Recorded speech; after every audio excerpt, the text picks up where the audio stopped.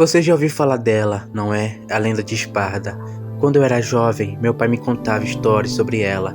Há muito tempo, em tempos antigos, um demônio se revelou contra sua própria espécie, pelo bem da raça humana.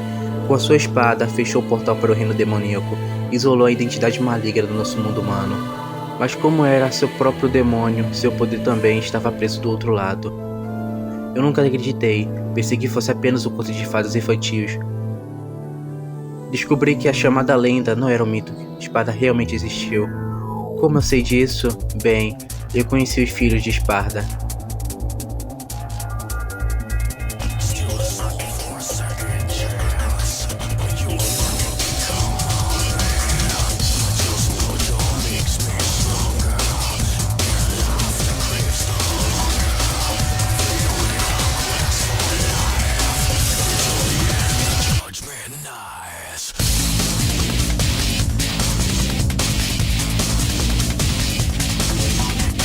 Hack and Slash é inegavelmente um dos meus gêneros favoritos e bem, eu acho que vocês estão cansados do quanto que eu já repeti isso.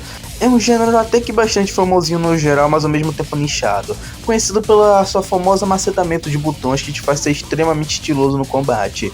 E bem, temos uma franquia aqui que foi extremamente importante para esse gênero, que no caso foi Devil May Cry, que a cada jogo que saía, tirando um certo em específico, ia aprofundando ainda mais esse combate. Porém, tem um específico dessa franquia que é simplesmente o maior dos marcos para mim nesse gênero no geral.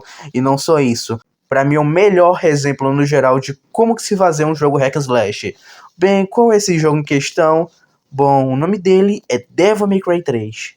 Após um ótimo jogo em um que quase descobriu a cara da franquia, Devil May Cry estava até que em bons bocados. Por incrível que pareça, após o lançamento de Devil May Cry 2, o jogo vendeu absurdamente bem. E, bom, talvez bem hypado pelo hype do primeiro jogo, que mesmo sendo uma franquia nova, já tinha uma boa fanbase de fanlock para uma sequência, bem, com certeza, mas ao mesmo tempo o jogo teve uma recepção bastante horrível, já que, bem, é um jogo que a cada ano que se passa parece pior e parece uma mancha horrível, que fica do lado de uma franquia que tem jogos até que bem legais. Uma das pessoas que mais acabaria por ter a imagem manchada no meio disso tudo era Hideki Itsuno, que era bem o diretor do jogo. Porém, como eu falei no vídeo anterior, ele não tem exatamente culpa por tudo que aconteceu no jogo, já que, bem, ele entrou no meio da produção que já estava toda caótica, além de já ter feito um jogo que estava já nas pressas. Foi tão apressado que o fato de ter sido lançado já é algo extremamente surpreendente. Porém, tá aí, um cara que recebeu a culpa por algo que nem é exatamente culpa dele. Hideki Itsuno era um diretor extremamente experiente na Capcom, não só conhecido por fazer vários jogos famosos, como também jogos que eram muito bons e que chamavam a atenção principalmente pelo combate, que bem, era algo que ele dominava totalmente. Porém, em um jogo que já estava aí no meio da produção e já estava sendo feito à pressa, Itsuno não pôde deixar nada do que ele queria no jogo. E bem, saiu o que saiu. Devil May Cry 2, um jogo todo cagado, que acabou sobrando foi pra equipe, não tinha culpa de nada. Itsuno ganhou a segunda chance para fazer o exato jogo que ele queria fazer desde o começo de tudo. Porém, desta vez, ele ficaria no cargo da direção desde o início de tudo, e dessa vez não teria problemas relacionados ao orçamento e muito menos a tempo, já que, bem, mesmo que Devil May Cry 2 tenha tido uma recepção muito, mas muito ruim, o jogo ao menos ele vendeu bem, até mesmo melhor do que o primeiro jogo. Isso meio que abriu uma porta nova para o Itsuno fazer um jogo novo, e bem, esse jogo aí não só é melhor que Devil May Cry 2, ele é literalmente o melhor da franquia inteira. Assim. E se você não conhece esse tal Itsuno, ele é o diretor de Devil May Cry 3, o diretor de Devil May Cry 4, o diretor de Devil May Cry 5, e bem, é bem óbvio que o fato que ele simplesmente começou a amar essa franquia depois que ele fez esse jogo. E cada coisa que a franquia acabou ganhando foi simplesmente algo que veio da cara dele. E é um dos motivos, inclusive, que eu tenho medo de um jogo novo no qual não tem Itsuno na direção. Porque é aquele tipo de franquia que simplesmente ficou marcada pela direção do diretor. E não é algo que sairia facilmente. E bem, é isso. Assim começava a produção desse jogo, no qual acabou sendo tão marcante para a franquia, mas não só para a franquia, para um gênero inteiro, até mais do que o primeiro jogo. Obviamente, o Itsuno não foi o único responsável por fazer que Devil May Cry 3 fosse o jogo incrível que acabou se tornando. Vários outros nomes, inclusive o próprio Kamiya, acabaram por se envolver na produção desse jogo. Na época do roteiro, o jogo tinha a ideia original que fosse se passar no universo alternativo do primeiro e do segundo jogo, o universo onde Virgil acabava por estar vivo, já que, bem, Na lore que o Itsuno tinha montado, Virgil acabava por ser sequestrado pelo mundo ainda como criança, assim sendo privado totalmente de alguma mínima relação com seu irmão. Não à toa que o Dante não esboça qualquer tipo de reação quando ele descobre que não era o Ângelo e acaba por ser Virgil. Caminha vendo aquilo, ele deu a benção pra Itsuno pra simplesmente meter o headcanon em cima disso e colocar que Mundo acabou por sequestrar Virgil um pouquinho mais tarde, que bem que vai ser explicado no final do jogo. Mas enfim, com isso, Dante's Awakening, ao invés de se passar em um universo alternativo, acabou por se tornar um jogo que se passa antes do primeiro jogo da série, como o próprio nome ironicamente dita. No geral, a ideia principal de Itsuno era que a ideia do combate do primeiro jogo fosse ainda mais aprimorada nessa sequência em específico, trazendo parte da complexidade dos jogos em 2D que ele trabalhava e pudesse incorporar tudo aquilo no jogo 3D, no qual não só possuísse muito estilo, mas também muita complexidade. E bom, isso não só acabou sendo a principal base deste jogo específico, mas como também acabou se repetindo para vários outros da franquia. E se no vídeo de Devil May Cry 1 eu comentei que a equipe foi bastante empenhada na produção do jogo, a nível de encaixar reais para conseguir construir os cenários, o mesmo se repetiu na equipe de Devil May Cry 3, porém foi em outro ramo, no ramo das cutscenes, já que teve presença até mesmo de um diretor de cinema, no qual hoje dá uma visão ainda mais cinematográfica para todas aquelas cinemáticas. Todas as cutscenes do jogo eram gravadas em capturas de movimento, onde os atores faziam os movimentos em uma tela verde, e tudo isso poderia ser passado na hora de fazer o jogo, tornando todas as dinâmicas bastante naturalizadas, e não só isso, mantendo bastante dos trejeitos dos atores. E bem, hora de falar do nosso querido Dante, já que bem, aqui onde ele não só dá uma totalmente mudada em relação ao primeiro ao segundo jogo, como aqui também a gente tem o nosso Dante definitivo, que não só vai definir como o personagem vai ser daqui em diante, como também vai definir a cara do personagem no geral para toda a cultura pop. O Dante foi interpretado por Ruby Langdon, no qual não só emprestou seu rosto pro personagem, como também o inspirou no geral em todos os seus trejeitos a partir daí. Já que bem, como o jogo era feito totalmente por uma captura de movimentos e atores reais, meio que vários trejeitos do próprio ator acabaram que passando pro personagem. E bem, enquanto no primeiro jogo da franquia tínhamos o Dante um pouquinho mais sério, um pouquinho mais maduro, nesse por ser um Dante mais jovem, a gente tem um Dante extremamente estiloso, extremamente mais brincalhão com seus inimigos. Bem, algo totalmente mérito do ator no qual fazia ele, no qual imprimiu muito na sua personalidade do personagem. E sinceramente, isso daí foi uma das melhores coisas que puderam acontecer à franquia, porque o Dante, desse jeito que foi feito nesse jogo, sinceramente não só definiu o personagem no qual ele foi, como também, na minha opinião, minha versão favorita do personagem no geral. Eu simplesmente amo o Dante do Devil May Cry 3. Após um trabalho árduo, mas também bastante recompensador, no ano de 2005 era lançado Dante's Awakening Devil May Cry 3, o jogo no qual não só mudaria a franquia para sempre, como também definiria um gênero por completo.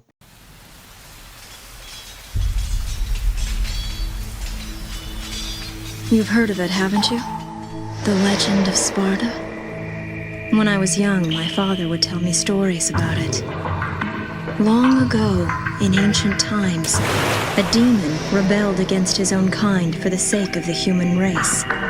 With his sword, he shut the portal to the demonic realm and sealed the evil entities off from our human world. But since he was a demon himself, his power was also trapped on the other side.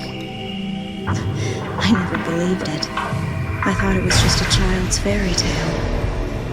But I discovered that this so-called legend wasn't a myth at all. Sparta existed. How do I know? Well, I met the sons of Sparta. Both of them. Though the same blood of their father flowed through their veins, the two battled each other fiercely like arch enemies.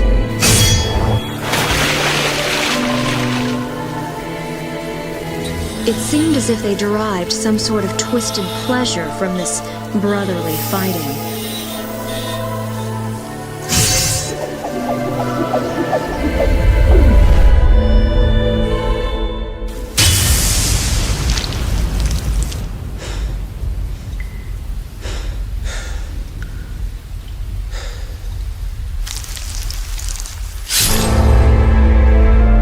But in the end,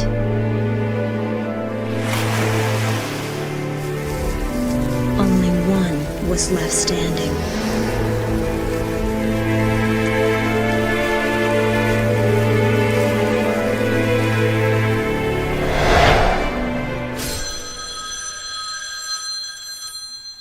O jogo se inicia com o Dante de boa na loja. Pera, é a versão errada. O jogo se inicia na sua loja recém-aberta, por Dante. Ele tá lá de boa e bom, isso simplesmente acontece.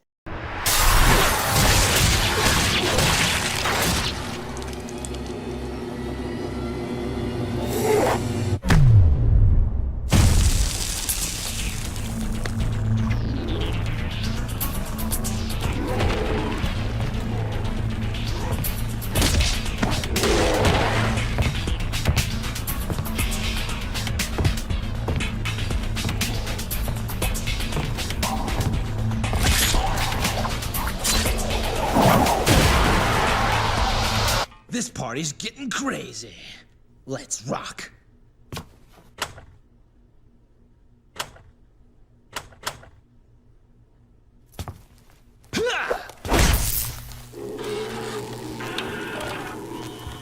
Meu parceiro, como não amar um protagonista que essa é simplesmente a entrada dele? Meu parceiro, simplesmente cinema, pique demais. Don't bet on it. Logo após isso, começa a primeira sessão de combate do jogo, e bem, é hora de falar sobre parte do combate, no caso.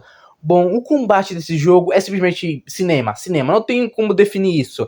Você jogar isso logo após jogar Devil May Cry 2 é tipo, ironicamente, do inferno até o céu. Porque como que essa gameplay é deliciosamente bonita. Mas falando da principal coisa que você percebe, é como que o combate desse jogo é mais rápido. E principalmente o quanto que ele é mais estiloso. E se essas coisas que estavam nos jogos anteriores são simplesmente melhoradas e também consertadas. Primeira coisa é o medidor de estilo. Já que bem, como Devil May Cry é uma franquia meio que focada no estilo, no quão estiloso você joga, meio que precisa de um medidor pra isso, não é? O medidor desse jogo é extremamente fodástico. Já que bem, você não pode só bater triângulo aleatoriamente para ele subir, você tem que variar nos seus ataques, sendo mudando de arma ou simplesmente mudando os combos para algo totalmente diferente, pescando pistolas e enfim, vocês entenderam o que quis dizer. Além de, claro, o botão de provocação, que diferente dos outros jogos no qual eram totalmente inúteis ou só serviam para carregar Devil Trigger, além de ele carregar um pouquinho da sua energia, ele vai aumentar consideravelmente o seu estilo. E bem, sendo sincero, eu prefiro mais usar o provocador nesse jogo do que usar nos outros da franquia. Nesse daqui eu realmente considero bom a medida, porque ele realmente aumenta seu estilo ao invés de só manter ele, e bom, ele é totalmente útil pra você.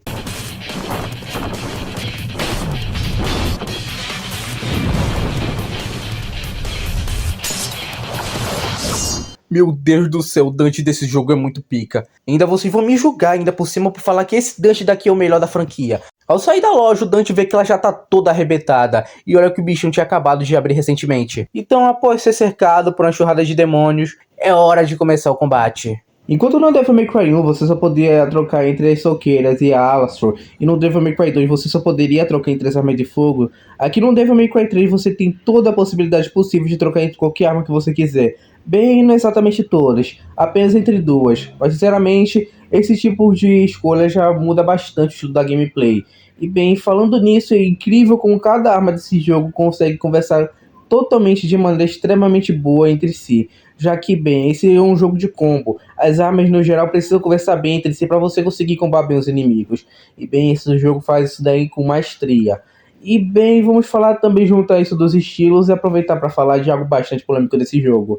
Bem, vamos falar sobre o jogo só deixar você usar 2 armas por vez e apenas um estilo por vez. Bom, sinceramente, isso não me incomoda bem um pouco, já que, bem, em primeira parte, o jogo não fez exatamente isso por uma questão artística ou criativa, e se foi por conta do PlayStation 2, já que, bem, o PlayStation 2 não conseguia ficar aguentando todos os estilos de uma vez só e você pode trocar para qualquer arma. Além de que tem outra parte, Devil May Cry 3 tendo essa estrutura em específica, faz com que você tenha uma chance bem maior de ficar bem mais pertinho e chegadinho com relação às armas que você escolhe. Se você está jogando Devil May Cry 4, onde você tem acesso a todos os estilos, você não vai falar, eu sou um bom jogador de Sword Master, eu sou um bom jogador de Trickster. Não, lá tá mais em relação em como que você consegue usar todos esses estilos em conjuntos. Algo bem legal, mas sinceramente, eu curto bem mais a simplicidade desse Dante. E bem exatamente o que eu digo. Esse Dante em específico, ser mais simples, faz com que você consiga ser mais criativo com ele. Agora falando no geral dos estilos, o jogo vai ter 4 e mais 2 que eu vou falar mais tarde, que você vai ganhar mais tarde na campanha. E bem, começando com o que o pessoal mais usa, que é o Trickster. Trickster é um tipo de estilo que é focado principalmente na velocidade. De acordo com o Tsuno, ele foi um estilo que foi mais para lembrar o Devil May Cry 2, já que bem, era um jogo onde o Dante, além de ter uma esquiva natural, ele conseguia andar pelas paredes, mas no geral é um estilo que você vai utilizar bastante para desviar de inimigos, pra conseguir chegar perto deles pra continuar seus combos, e no geral um dos que o pessoal mais usa. Logo em seguida a gente vai ter o estilo mais inútil em relação a esse jogo, que é o Gunslinger. Ativado pelo B, assim como o Trickster, o Gunslinger ele vai te oferecer ataques extras em relação às suas armas de fogo, seja pistolas, espingardas ou etc. No geral é um estilo até que legalzinho se você quiser continuar acompanhando no ar, aumentar o efeito de certas armas de fogo. Mas sinceramente, o Devil May Cry nunca foi um jogo em relação ao foco, era as armas de fogo, tirando um certo específico, é claro. Então em geral é um estilo até que bem inutilzinho. Agora vou mostrar Sword Master, que foi o estilo que eu mais usei na campanha. E bem, ele é a mesma coisa que o Gunslinger, a única diferença é que ao invés de se aplicar para armas de fogo, vai se aplicar armas brancas. Ele é ótimo para você continuar combos, ele vai te dar uma gama bem maior e vasta em relação aos seus ataques. E no geral é isso, não tenho o que acrescentar. Ele é um estilo ótimo, acho que é o meu segundo favorito nesse jogo. E agora vamos pro meu favorito. O nome dele é Royal Guard. O que falar desse estilo? Ele é o famoso estilo de pro players de jogo, porque ele é basicamente um parry, já que, bem, você pode até se perguntar, por que eu vou defender de um ataque se eu posso desviar dele? Bem, o Royal Guard vem com algo chamado barra de vingança, que é basicamente, quanto mais ataques você conseguir dar um bloqueio perfeito, mais essa barrinha vai conseguir chegar ao máximo. E bem, assim que ela chegar no máximo, você consegue devolver todo o dano que você recebeu para algum inimigo específico, boss, etc. No geral é algo totalmente único. Se você domina, você deixa esse jogo monótono. Mas boa sorte, porque dominar se sente difícil. Mas quando você domina, não existe sensação melhor. E por isso, sem dúvidas pra mim, pelo menos, é o meu estilo favorito desse jogo no geral.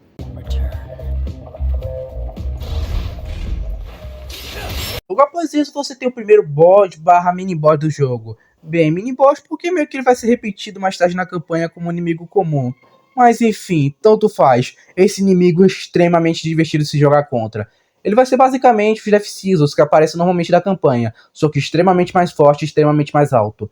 Bem, a mecânica dele é basicamente, ele vai começar a te atacar normalmente, você pode dar parry nos ataques dele. Por isso, se você se prender demais nesses parry e não acabar desviando para acertar outro ataque ou acertando Royal Guard, ele vai acabar conseguindo te acertar um ataque bastante difícil de desviar. Mas basicamente a melhor forma de lutar contra ele é primeiro, acabando por pegar esses ataques meio parry dele, desviar e voltar a atacar normalmente. Você vai causar bastante dano e vai impedir ele de lançar esse ataque em específico em você.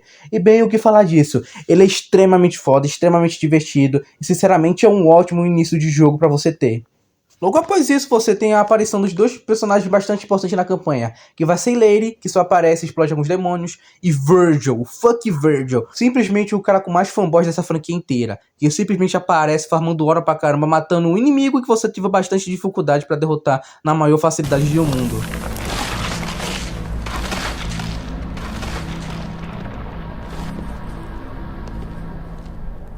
Logo após ver uma torre gigante aparecendo no nada onde estava o Virgil, o Dante simplesmente vai em direção a ela. E para isso, além de passar por certa horda de inimigos, o Dante vai ter que se deparar com Cerberus, o primeiro boss de verdade desse jogo. No, no, no, no, no, no, no. Wait. Wait. It's showtime. Come on. E bem, o que falar quanto a ele tem bastante críticas sobre a dificuldade dele, já que bem, ele é o primeiro boss do jogo, você não tem nenhuma melhoria e meio que ele parece totalmente feito para você não lutar contra ele direito, já que bem, parte dos ataques dele são extremamente difíceis de desviar, ele é o tipo de inimigo parede, no qual vai ficar acertando um golpe sem parar, e parte dos ataques dele acabam causando dano de congelamento, e não só isso, como também ele é aquele tipo de inimigo que ele fica com armadura e você tem que destruir a armadura para conseguir dar algum dano nele. Meu parceiro, o quanto tu sofre nesse corno não tá escrito. Ele fica bastante fácil quando você joga outras vezes com ele, é que basicamente a melhor combinação com ele é usar o Sword Master com a Rebellion e mais outra arma. Porém, meu parceiro, na primeira vez pra lutar contra ele, um negócio totalmente infernal. E o quanto que eu morri, meu parceiro, não tá escrito. Além de, claro, né, a famosa dificuldade fácil, no qual apareceu tanto pra mim que eu fiquei totalmente maluca, né? Já que basicamente a dificuldade fácil nos Devil May Cry mais antigos só apareciam se caso você morresse bastante na campanha. Aí basicamente como se os desenvolvedores estivessem zoando contigo, falando: ó, se você não tá dando conta, pode fazer se quiser, né? E falando nisso, é hora de falar sobre parte da dificuldade desse jogo.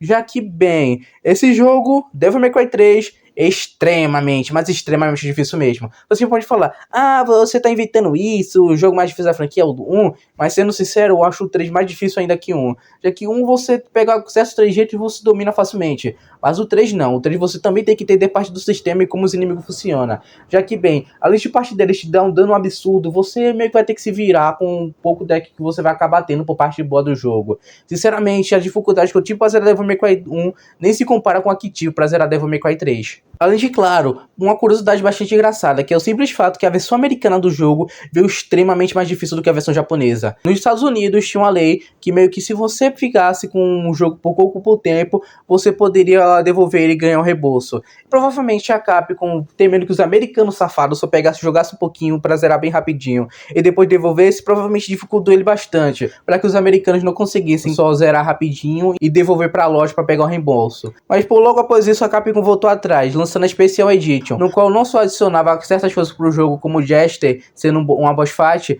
mas também adicionava o Virgil, que era totalmente jogado dessa vez. E sendo sincero com vocês, se essa versão aqui, a versão facilitada pela Capcom, eu nem quero ver como essa tal versão americana, que é extremamente mais difícil que a original. Então logo após derrotado nosso querido Cerberus, você vai ser agraciado com essa cutscene.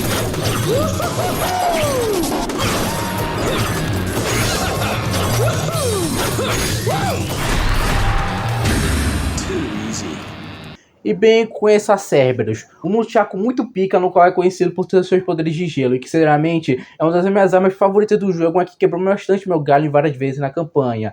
E bem, falando sobre as Devil Arms desse jogo, é aqui que surge parte do conceito que as Devil Arms são na verdade os demônios que você luta contra. E sendo sincero, são das melhores adições da franquia. Porque, bem, anteriormente as Devil Arms eram só armas que você acabava por encontrar por várias partes do cenário e acabam virando seu deck de armas, mas aqui não. Aqui você derrota os inimigos e eles, por livre e espontânea vontade, por ver que o Dante é foda, simplesmente escolhem seguir ele nessa jornada. E, sinceramente, isso não só é legal pelo nível de progressão que você acaba tendo, você é uma recompensa por derrotar esses bosses específicos que são bastante difíceis, como também algo da própria trama para mostrar o quanto que o Dante é pica, já que, bem, pro boss você sofreu tanto se curvar diante do Dante e também querer seguir ele nessa jornada, é porque o cara não é pouca coisa. E logo após toda essa boss fight árdua, a gente é agraciado com a primeira interação entre Dante e Lady. Essa dupla que vai acabar sendo tão famosa na franquia Devil May Cry. E bem, se liga nessa cutscene.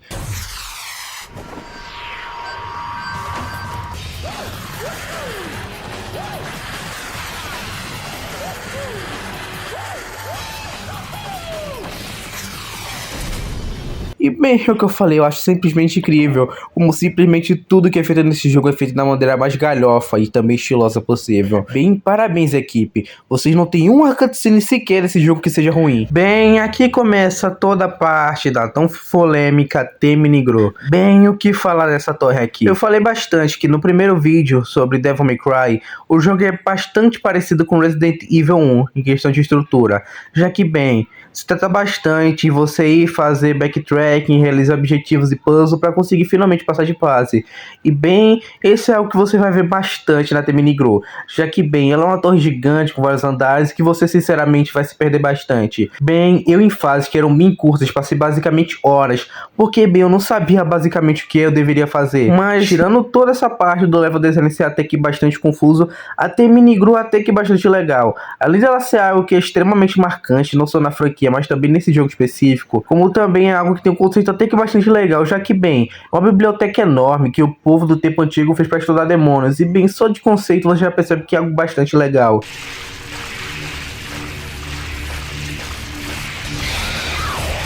Ai, Gigapad, o que eu posso falar sobre você, meu Deus? Bom, eu critiquei muito os bosses de Devil May Cry 2, não foi? Bom, eu vou falar pra vocês. Gigapad é o boss de Devil May Cry 3, que é totalmente um boss que eu facilmente veria em Devil May Cry 2. Já tem uma ideia legal, um boss que fica andando pelo cenário pra você perseguir, legal. Só que isso daí seria uma ideia boa se não fosse implementada da pior forma possível. Porque no tipo de boss você precisa subir em cima dele pra causar algum dano efetivo. E bem, boa sorte, você precisa subir estruturas pra conseguir cair em cima dele. E não só isso, ele é o tipo de boss que fica jogando raio pra você tentar não subir em cima dele. É um boss extremamente suportável, meus amigos. Eu literalmente é muito embaixo do nível pra Devil May Cry 3. Eu realmente fico em dúvida aqui, foi a ideia de programar esse bicho pra botar ele no jogo. Mas enfim, derrotou ele e é isso, não tem muito o que adicionar. É um boss que é ao mesmo tempo chato e insuportável e também extremamente vazio.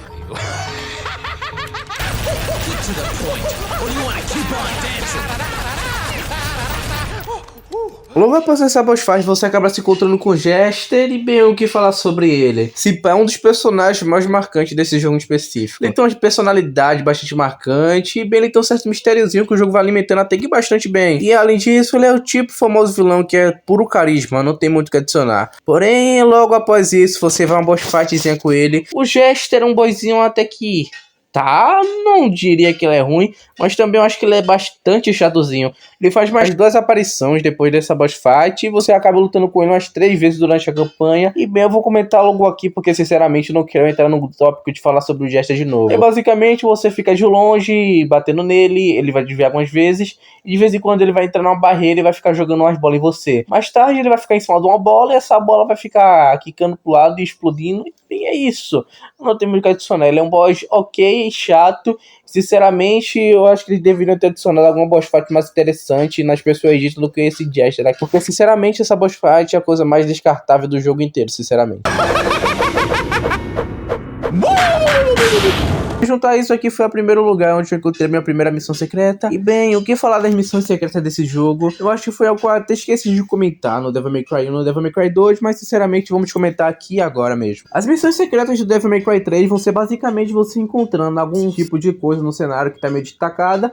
E ao você clicar, você vai ser mandada para ela. E bom, vamos falar sobre isso em relação aos primeiros jogos antes. Bom, no Devil May Cry 1 vai seguir mais ou menos esse estilo. O problema é que, bem, no Devil May Cry 1 era extremamente difícil encontrar essas merda. Era basicamente tipo, você no meio da fase vai ter que voltar no início da fase anterior e vai encontrar um esqueleto que vai estar submerso na água. Esse esqueleto vai te levar pro meio da missão secreta. Bem, vocês entenderam. Dificilmente você vai conseguir pegar alguma missão secreta nesse jogo se não for por algum guia. E bom, isso se aplica a mim, já que eu tava zerando Devil May Cry 1 sem nenhum guia e não tinha achado nenhuma missão secreta ainda. Enquanto no Devil May Cry 2, primeira parte que as missões vão ser meio também complicadazinhas de você achar, já que você tem que clicar alguma porta aleatória do cenário no meio de várias outras portas e uma das portas vai te levar pra uma missão secreta. Só que o problema do Devil May Cry não tá nisso, não. No 2 não é isso, não. É o fato que não tem nenhuma criatividade nas missões secretas, já que bem, enquanto no Devil May Cry 1 as missões vão tipo, faça alguma coisa em específico, dê um tiro, mate esse bicho com um negócio só, chegue a um canto específico só pulando, chegue em um canto em um tempo específico, e bem, vocês entenderam.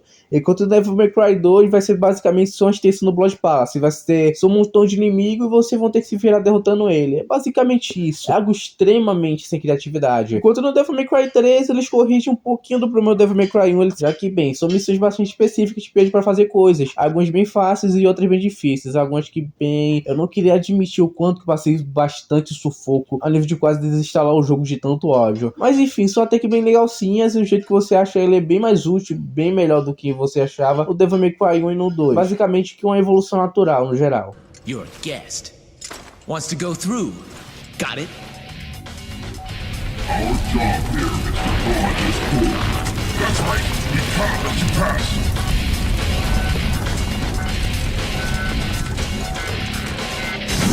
Bom, Agni e Rudra, o que falar desses dois carinhas aqui? Pra mim, pelo menos, é simplesmente um dos melhores bosses da franquia, já que, bem, começando pela apresentação dele, eles são personagens que são extremamente carismáticos. O fight dele vai ser basicamente, vai ter um e o outro que vão lutar ao mesmo tempo com você. Um vai ter o elemento baseado em vento e o outro baseado em fogo. Você vai ter que derrotar os dois ao mesmo tempo ou um só. Porém, se você derrotar apenas um, o outro vai pegar a arma dele, do morto, e vai se juntar. E meio que os dois vão mesclar o poder e a boss fight vai ficar bem mais difícil. Também é recomendável que você arrume um jeito e acabe derrotando os dois ao mesmo tempo. No geral, é uma mecânica muito boa, que te faz pensar num jeito diferente de acabar derrotando ele, pra você não acabar se dificultando ainda mais essa boss fight. E agora falando sobre as armas, Agni e Rudra, além de ter uma ótima apresentação, elas também são armas ótimas, simplesmente uma das melhores possível para se combater, principalmente se você tiver com a Sword Master ativada. Meus amigos, essas armas simplesmente alguns inimigos de específico e também combos ficam extremamente bonitos, além delas simplesmente destroçar tudo que vem pela frente. Simplesmente uma das armas que eu mais joguei junto de uma certa específica que vocês não vão esperar qual seja. No talking. Good. Ai, ai, ai, o que falar da tão famosa Missão 7? Bom, vou falar assim, eu fiquei preso por quase uma hora inteira tentando combar o negócio que eu precisava destruir com a Rebellion, só que eu fui burro e esqueci de ativar o Sword Master, então tentei usar com os ataques normal. Meu parceiro, eu fiquei um monge lá, porque eu fiquei vários tempos lá tentando destruir aquela merda, usando os ataques normal da espada. Meu Deus, eu sou muito burro. Mas, enfim, tirando isso, o que falar da primeira boss fight do Vergil na franquia? You showed up.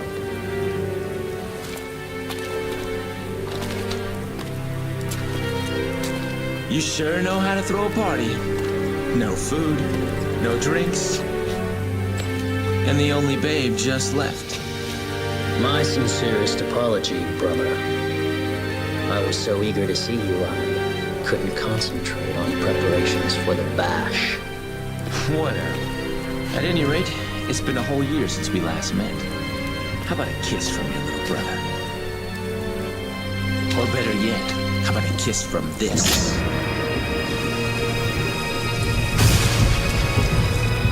So, this is what they call a heartwarming family reunion, eh? You got that right. Além de ter uma apresentação extremamente foda, no clima mais foda ainda, essa é simplesmente a boss fight mais marcante no geral da franquia. Todo o clima, as cutscenes, toda a representação que essa luta vai ter, a trilha sonora, tudo. Essa boss fight é simplesmente linda em todos os aspectos. Vão ter outras boss fights melhores contra o próprio Vergil durante o jogo, mas em relação a ser marcante, meu parceiro, essa é simplesmente a boss fight mais marcante da franquia Devil May Cry em geral.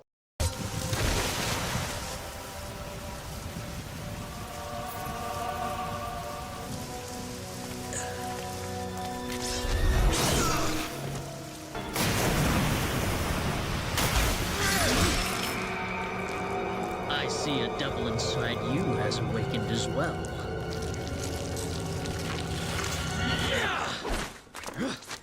Wait. We should leave. For the moment we have all that we need.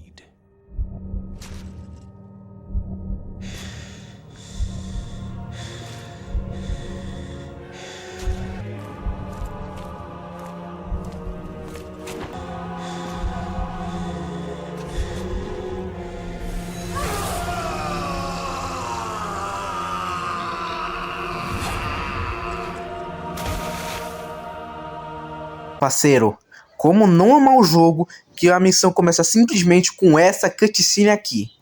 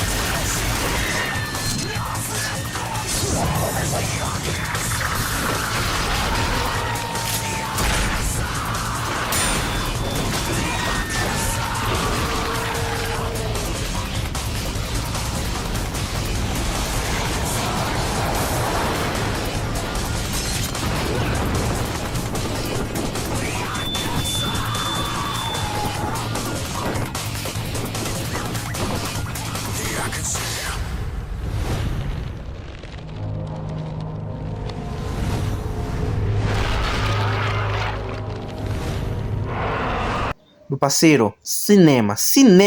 Missão 8, na qual você vai acabar por enfrentar o famoso Leviatão, a missão até que bem okzinha. Eu acho que ela recebe hate até demais do que merece, mas sinceramente eu acho uma missão até que bastante okzinha. Eu sei. Na dificuldade máxima, o Hell and Hell, onde se você levar um único hit, você morre até que bastante infernal por causa do suco gráfico do Leviatã, que fica te dando um dano a troco de nada, mas sinceramente eu acho Tá, ok. Em relação ao boss fight do Leviatã, também bem ok. Um boss paredão de carne, beleza. Se você tiver um jeito específico e souber como derrotar ele, você consegue derrotar sem nenhum upgrade específico, só usando o Sword Master com a Agni Rudra. E no geral é isso, eu gosto mais ou menos dessa fase, ela não me agride, e ok. Bom, logo após isso, você vai andar mais um pouquinho apostando de ter capotado o Leviatã. E bom, hora de falar do, entre aspas, boss mais polêmico desse jogo aqui específico. Bom, ela é a Nivan, que é essa gostosa.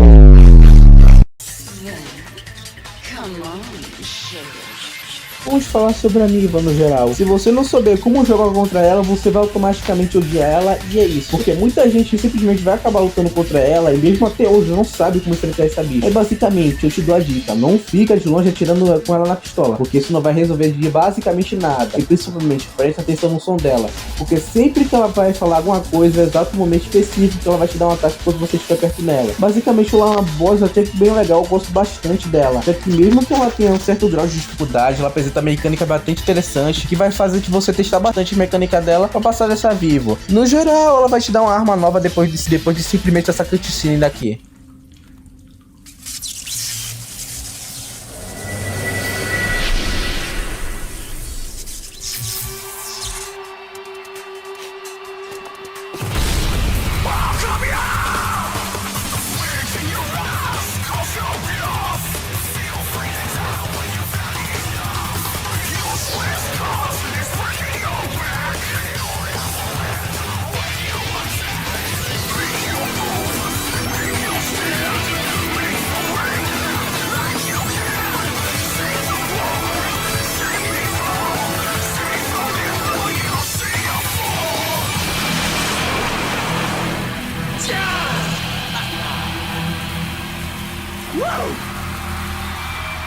Bom, o que falar da arma específica Nivan?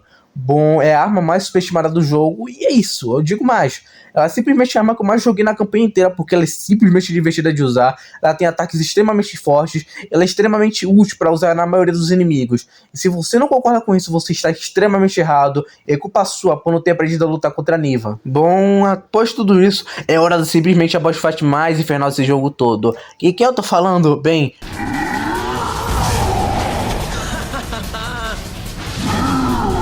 Clean up his dad's mess, huh? Where have I heard this story before? Beowulf, o que falar desse miserável daqui? Ele é simplesmente o boss que eu tive mais dificuldade para lutar contra na campanha inteira, porque esse filho da mãe simplesmente tem um moveset que é extremamente difícil, um ataque que deu bastante dano, e no geral ele é bastante filho da mãe. Além de, claro, o cara ter simplesmente uma versão remixada da Oceita do Cerberus, o que bem já te faz perceber que esse corno aqui vai te lascar bastante na boss fight dele. No geral nem sei o que diga de passar, porque até hoje eu não sei como derrotar esse boss daqui de uma maneira que vai ser bastante rápida e bastante fácil. No geral é isso, vai lutando contra ele e vai tomando cuidado com os ataques físicos. A missão 15, em resumo, é basicamente você ganha um orb e você vai ter que ir com ele até uma parte específica do mapa para conseguir ativar um puzzle. O problema específico, bem, a fase inteira, enquanto você tiver esse orb, você vai estar com sua Devil Tree ativado. Porém, você vai ficar levando dano continuamente. Mas sendo sincero com todos vocês aqui, isso daqui não atrapalha bem um pouco, já que, bem... Você derrotando os inimigos, você já consegue até que bastante vida, e com seu Devil Trigger ativado é bastante difícil você não tirar um rank bastante alto nas lutas. E bem, indo ao final da fase, você acaba se encontrando com outro boss.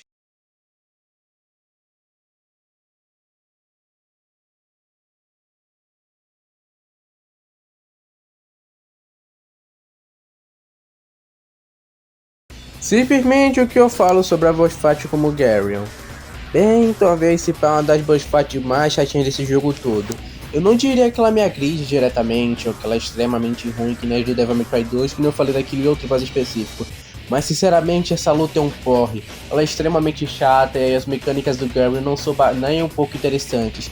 Além de, claro, ser aquele tipo de boss fight que você tem que ficar indo atrás do inimigo para dar algum dano nele, o que sinceramente eu acho isso extremamente chato de se fazer. Mas bem, derrotado ele, você acaba passando de fase. Depois de derrotar o Gary, em vez de ganhar uma arma nova, você vai ganhar bem, um estilo novo. E o que falar sobre isso?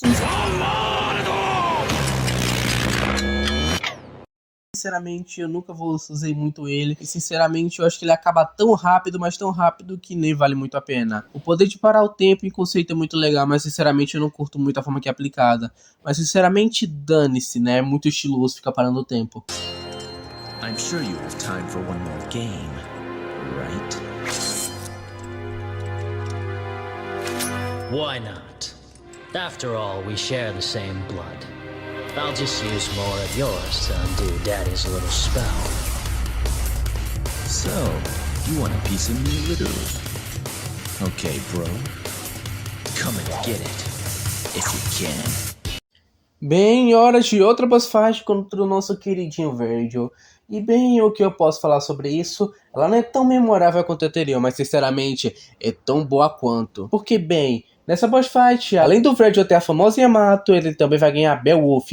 Já que, bem, tá ligado aquele Beowulf que você lutou que nem um condenado pra matar? Bem, o Virgil fez isso aqui com ele. What the smell? There are two of them. The excellent Sparta had two sons.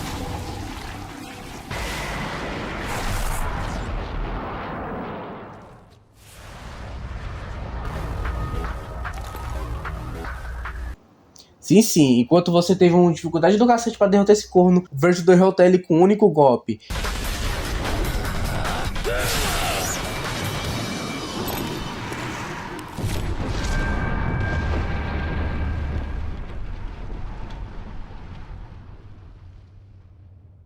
Bem, a boss fight dele é extremamente mais difícil do que a anterior, já que, bem, com esses golpes novos o Virgil fica extremamente mais difícil. Quando o Virgil faz isso aqui, o filho chora e a mãe não vê, porque, meu amigo do céu, essa é a Devil Trigger do Virgil extremamente quebrada na boss fight dele. Porque, bem, enquanto ele não tiver ativado, ele não vai levar stun nenhum com seus ataques, somente dano, já que, bem, enquanto essa Devil Trigger estiver ativado, você não vai ter nenhuma opção além de correr dele. Ai, o que eu falo sobre a missão 14, hein? Se pá, a mais chata do jogo inteiro, hein? Em resumo, você vai basicamente sondar de um lado pro outro nesse lugar gigantesco.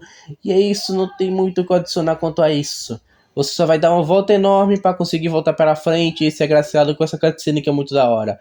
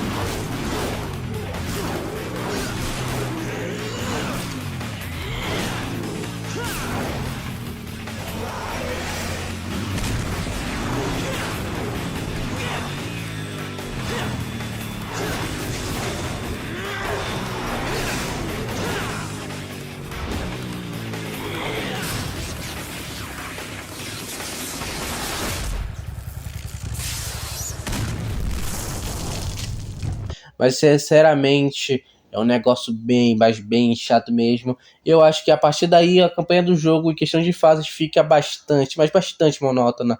Mas sinceramente, enquanto as fases acabam decaindo, a história do jogo aumenta bastante. Ah, claro, cara, nessa missão também você vai ganhar Beowulf, que é basicamente uma arma que é corpo a corpo, no qual vai ter ataque mais lento, porém vai ser bastante boa pra dar dano. E sinceramente, se essa esposa ela simplesmente derrete a vida dele por inteiro. Mas é isso, eu não usei muito lá na minha campanha não, já que eu não sei usar ela. Bom, vou pular algumas partes, porque sinceramente o que eu falo, dessa parte em diante, a parte do jogo é extremamente chata, mas tipo, muito chatas mesmo. Então sinceramente é só pular pra ir pra parte que é mais importante. Bem, boss fight contra Lady. Bem, sinceramente, o que falar sobre isso? Fair enough. I wasn't planning on letting any demons live anyway. Not even one.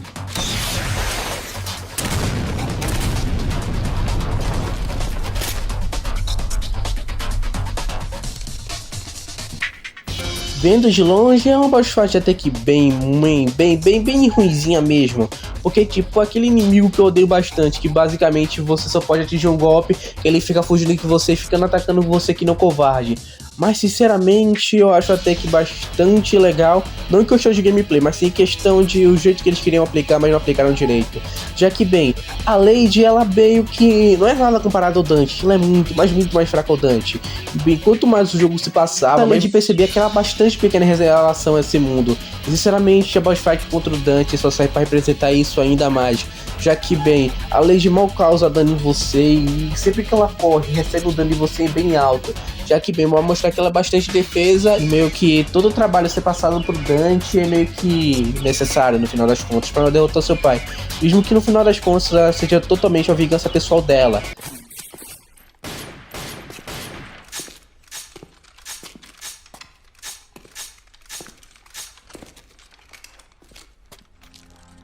I'll take care of him.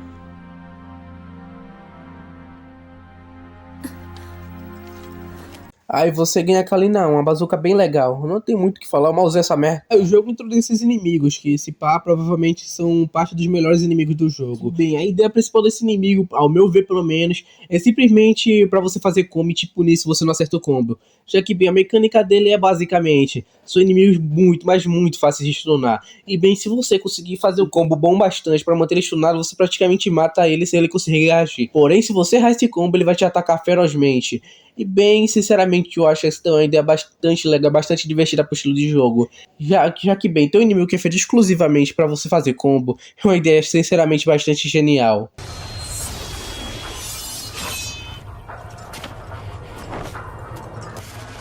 Come on, poser. Ai, boss fight contra o Doppelganger. Bom, é uma boss fight que tinha tudo, mas tudo mesmo pra ser uma ótima boss fight. Principalmente pela ideia de você lutar contra si mesmo. Mas em vez disso, eles preferiram fazer uma boss fight. E se resumou, você vai acabar com os vidrozinhos, abrir um vidrozinho e depois bater no Doppelganger. Sinceramente, é um negócio muito, mas muito sem graça mesmo. E sinceramente, eu quase que quis pular ela do vídeo. Ou no geral, depois que você derrota o Doppelganger, você vai acabar ganhando também um estilo novo. Dessa vez é o estilo de Doppelganger. Pede por Fred. As várias faces de mim. É basicamente quando a sua barreira de Devil Trigger estiver cheia, você pode ativar esse estilo e ganhar um clone que fica lutando junto de você. Sinceramente é bastante legal e acaba sendo utilizado bastante nos outros jogos, mas não com o Dante, e sim com o Virgil. Ai, o que eu falo sobre a missão 18, não é mesmo? Bom, eu critiquei bastante na ideia do Doppelganger, né, você lutar contra ele.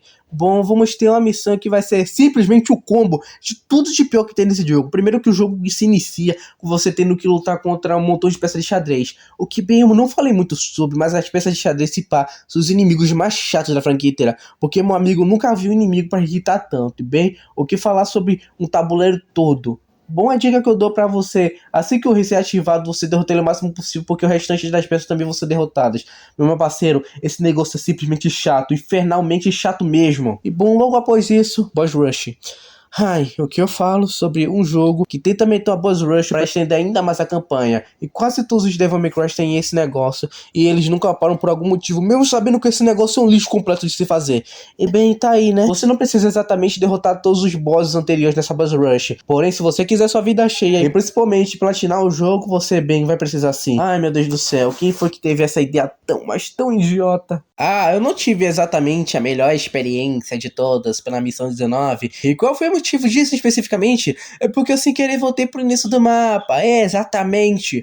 Já que por algum motivo, o jogo simplesmente solta a minha mão e fala: você pode ir pra casa do cacete. Enfim, não é exatamente também culpa do jogo, já que esse maldito jogo, ele tem mapa. Então eu só fui muito burro mesmo e sem querer acabei voltando pro início do mapa, achando que era o objetivo inicial. Ai, meu Deus do céu. Eu me divirto muito. Sabe todo o negócio do Ark, ele querer se tornar um Esparda, e com isso você talvez tenha a chance de lutar contra um Esparta distorcido, que é o Ark, que tá totalmente possuído pela sede de poder e usando o poder do próprio pai do Dante pra conseguir lutar contra ele. Bom, você teve essas ideias, né, na sua cabeça? Bom, a ideia que os desenvolvedores fizeram foi fazer uma moeba gigante e você lutar contra ela. Meu parceiro, eu não sei o que opinar sobre isso. O design não é bonito, o design do cenário em si da boss fight não é bonito, nada nessa boss fight é bonito. Eu não sei o motivo de ter feito esse negócio, meu Deus do céu. E bem, ao menos é o que eu falo, né? Enquanto nesse começo do jogo a campanha vai desgringolando, a história vai aumentando, fervendo ainda mais. Porque, bem...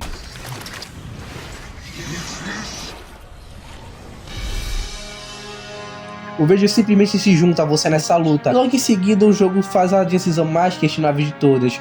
Já que, bem, enquanto o Virgil tá junto de você, você não pode ativar nem Devil Trigger, nem usar um estilo. Não sei se é porque o PS2 é tão vagabundo, mas tão vagabundo, que não conseguia aguentar as duas coisas ao mesmo tempo, ou se os desenvolvedores achou que o Virgil tá ali era o suficiente pra compensar Devil Trigger e o poder do estilo. Bem, eu vou te contar curiosidade do jogo. Não é, e tá longe de ser. Mas sinceramente, a boss fight vale a pena só pra ver essa cena aqui.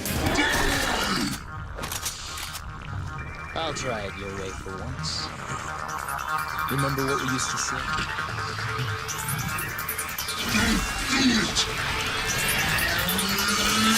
Jackpot. Meu parceiro, essa cena não só é simplesmente cinema, mas simplesmente define o que é Devil May Cry. Eu nunca vi uma cena tão boa, mas tão boa quanto essa na franquia, que sinceramente eu acho que é o momento mais alto da franquia inteira, só essa cutscene em específico. Help me, Mary.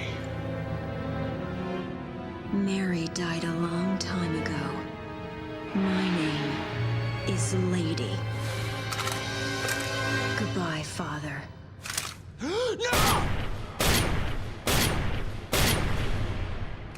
We're at odds, brother. I need more power. And we're supposed to be twins. Twins. Right. Bom, o que falar sobre a boss fight final do Dante contra o Virgil? Ter simplesmente mecânicas extremamente difíceis de se decorar, ela sinceramente lembra bastante o jogo de luta, até porque tanto você quanto o Virgil possuem 50% de chance de ganharem, mesmo com o Virgil tendo uma vida um pouquinho maior que a sua, mas tanto faz, porque sinceramente a boss fight dele vai funcionar de uma maneira bem específica. Ele vai ter seu próprio time de fazer seus ataques, enquanto você vai ter o seu. E ela vai seguir basicamente esse mesmo estilo específico. Sinceramente, eu amo isso, eu amo de que essa boss fight funciona. E sinceramente, é extremamente merecido ela ter o título de melhor boss fight da franquia Devil May Cry inteira. Porque sinceramente, ela é mesmo. E nenhuma boss fight, até mesmo a recriação que ela acaba tendo no Devil May Cry 5, chegou nem aos pés dessa boss fight linda e maravilhosa que ela acabou tendo nesse jogo. E sinceramente, é o último jeito de finalizar este game maravilhoso que é Devil May Cry 3.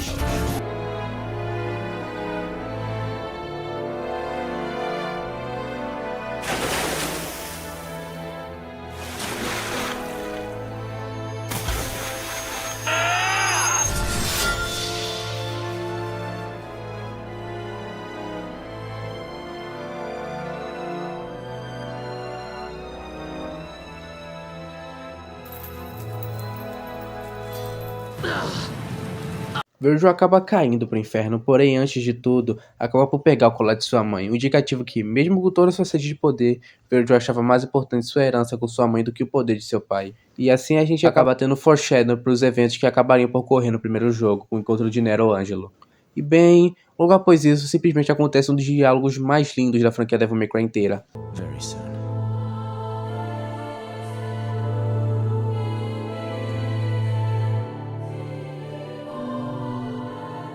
Are you crying? It's only the rain. The rain already stopped. Devils never cry. I see. Maybe somewhere out there, even a devil may cry when he loses a loved one. Don't you think? Maybe. By the way, Simplesmente o que falar desse diálogo, ele é simplesmente tudo que define Devil May Cry no geral. O significado do nome da franquia, o significado do Dante e também o resumo direto de como o Dante é e como ele vai ser daqui em diante. Eu simplesmente amo tudo que o jogo acabou por tornar Devil May Cry e sinceramente, obrigado simplesmente por ter tocado a mão nessa franquia. Foi esse jogo aqui que acabou por marcar o nome Devil May Cry como Devil May Cry. I'm absolutely crazy about it. O que dizer sobre Devil May Cry 3 no final das contas, não é mesmo? É simplesmente um dos jogos clássicos do PlayStation 2 e sinceramente, eu digo e cravo que é simplesmente o melhor Devil May Cry de toda a franquia. Eu não digo isso por conta, de o antigo é melhor, por conta de nostalgia. Não, esse jogo tem bastante qualidade em relação à sua campanha, em relação à sua história, até mesmo a sua gameplay, que foi até mesmo melhorar jogos posteriores da franquia. mas que sinceramente, do jeito que é apresentado aqui é simplesmente um marco para toda a franquia, e não só para a franquia Devil May Cry, e sim para todo o gênero hack and slash no geral. Esse jogo é Devil May Cry, e esse jogo é o melhor exemplo que a gente pode ter de como fazer um jogo hack and slash da hora. Sinceramente, a minha opinião sobre esse jogo não poderia ser outra, além de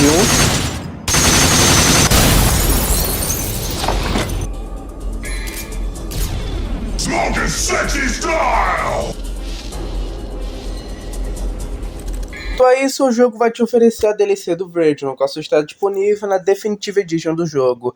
E basicamente, o que falar dessa primeira versão do Verge? Tem uma certa polêmica em cima dela, principalmente quando se compara às outras versões do Verge, já que diferente do Dante, onde cada versão específica dele vai te trazer uma experiência diferente, toda a gameplay do Verge em cada jogo é basicamente a mesma, porém com a adição nova no qual torna a gameplay totalmente superior ao anterior. E bem, o que falar desse Verge?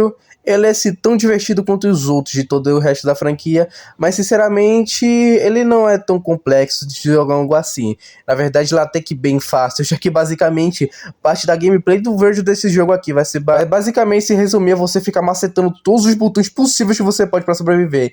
Sinceramente, isso é muito legal mesmo. A Special Edition desse jogo no geral é uma coisa bastante boa, já que ela traz bastante coisa nova que acaba incrementando e bastante mecânicas do jogo em si, como por exemplo o boss fight e o Verge com personagem jogável. Infelizmente ela não é a melhor, até porque existe a de Devil May Cry 4 e a de DMC Reboot nessa jogada. Porém, mesmo assim é uma ótima Special Edition. Teve algumas coisas que poderiam ter vindo para ela que acabaram sendo descartadas, como por exemplo uma campanha própria da Lady que sim, iria existir no jogo, inclusive com ela tendo uma roupa própria para essa campanha, porém que infelizmente acabou sendo descartada, e que ironicamente não seria a única vez que a Lady teria uma campanha descartada em um jogo da franquia. E sinceramente, jogar Devil May Cry 3 e também trazer essa review do canal foram sinceramente uma das melhores coisas que eu já fiz em toda a minha vida. Eu não digo isso por exagero em nada, eu realmente curto muito esse jogo e sinceramente amo essa franquia. E bem, obrigado de verdade por terem assistido até aqui. Foi um vídeo muito difícil de fazer, e se brincar, o mais difícil do canal no geral. Eu tô em tempos difíceis, de fato, mas eu nunca vou deixar de trazer vídeos pra vocês de todo carinho, então não se esqueça, gente, de se inscrever no canal, deixar o like, etc. Isso me ajuda muito e meio que me ajuda também a me animar pra trazer mais vídeos. Tem muita coisa chegando por aí pelo canal, espero que vocês fiquem sempre ligados. Então é isso. Ah, bueno, adiós, Master.